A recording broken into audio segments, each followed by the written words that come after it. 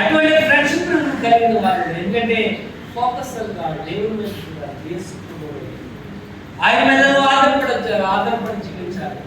ఎందుకంటే దేవుడితో పరిపూర్ణముగా close relation అటువంటి కడగాలంటే ఈ బైబిల్ మీద ఈ పరిశుద్ధ లేఖనముల మీద నువ్వు ఆధారపడి జీవించాలి. ఇది ఆయన యొక్క హృదయం. దేవుడి నీ ఫ్రెండ్ యొక్క హృదయం.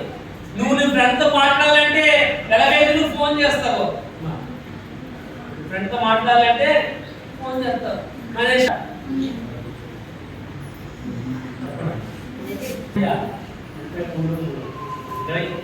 33 అది ఆన్సర్ లో రాయబడుతుంది అంటారు. Call me. ఇప్పుడు మన నెంబర్ పట్టిన తర్వాత ఎవరు వస్తారే ఇప్పుడు మన నెంబర్ నొక్కాం, ఏం చేసాం మనం నెంబర్ నొక్కేసాం. దేవుని యొక్క నెంబర్ ఏంటంటే 333 339 కాదు 333. నువ్వు దేవుడితో మాట్లాడాలంటే 333 తొమ్మిదే అది ఫోన్ అనుకుంటుంది. కాల్ అంటూ మీ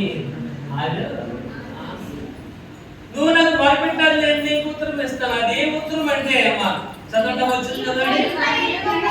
నువ్వు గ్రహింపలేని గొప్ప సంగతులను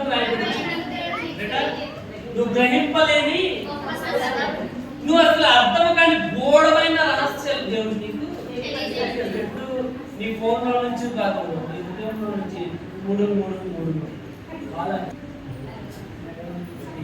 యేసుప్రభు దగ్గర మా దేవుడి దగ్గర ఉంది అదే ఫ్రెండ్షిప్.